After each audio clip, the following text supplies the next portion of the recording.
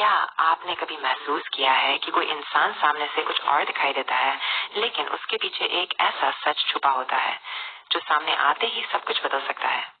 आज की कहानी भी कुछ ऐसी ही है, इसलिए इस वीडियो को आखिर तक जरूर देखिए, क्योंकि आखिरी मोड़ पर जो सामने आएगा वो शायद आपने सोचा भी नहीं होगा। मुझे ऐसा क्यों लग रहा है कि तुम यहाँ किसी को ढूंढने आई हो, किसी खास इंसान को। राजनंदिनी जी, क्या आप प्लीज मुझे उनसे एक बार मिलवा सकते हैं? इतना सुनते ही माहौल बदल जाता है। आर्यवर्धन का चेहरा सख्त हो जाता है और वह बिना कोई बहाना बनाए साफ कह देता है कि वो अनु को राजनंदिनी से नहीं मिला सकता। लेकिन अनु यहाँ रुकने वाली नहीं है। वह शांत लेकिन मजबूत आवाज में कहती है, अगर आप नहीं मिलवाएंगे तो कोई बात नहीं, मैं माँ के पास जाऊंगी। वह जरूर मुझे राजनंदिनी जी से मिलवाएंगी। यहीं से कहानी अपनी असली रफ्तार पकड़ लेती है। हर सवाल एक नए रहस्य को जन्म देता है। घर में एक विशेष पूजा रखी जाती है। आर्यवर्धन की माँ के लिए यह सिर्फ एक रस्म नहीं, बल्कि टूटते रिश्तों को जोड़ने का जरिया है। पूजा के शांत माहौल के बीच अनु वो बात कह देती है जो सबको चौंका देती है।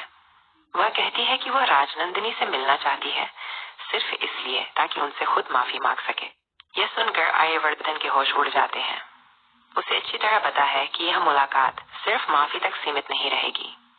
अगर अनु राजनंदिनी से मिली तो सच ज्यादा देर तक छुपा नहीं रह पाएगा। इसी डर के साथ वो एक बार फिर साफ कह देता है, वह किसी भी हाल में अनु को राजनंदिनी से नहीं मिलने देगा। लेकिन सवाल वही है, आखिर क्यों?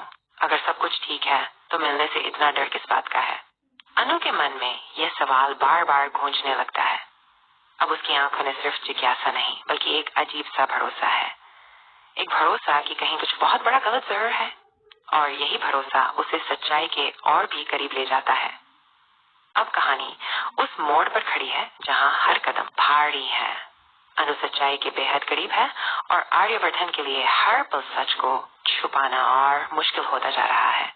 सवाल सिर्फ इतना है, क्या वह ज्यादा देर तक राजनंदिनी की असलियत छुपा पाएगा, या फिर पूजा के पवित्र माहौल में कोई बड़ा राज सामने आ जाएगा? जिस दिन अनु राजनंदिनी के सामने खड़ी होगी, उस दिन सिर्फ एक माफी नहीं होगी।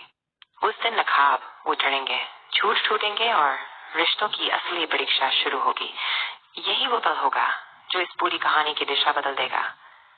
अब आप बताइए, क्या आर्यवर्धन सही कर रहा है, या फिर अनु को सच्चाई जानने का पूरा हक है? अपनी राय कमेंट्स में जरूर लिखिए। अगर आपको ऐसी सस्पेंस और इमोशन से भरी कहानियां पसंद है तो वीडियो को लाइक करें और चैनल को सब्सक्राइब करना ना भूलें। मिलते हैं अगली कहानी में, एक नए राज और एक नए मोड़ के साथ।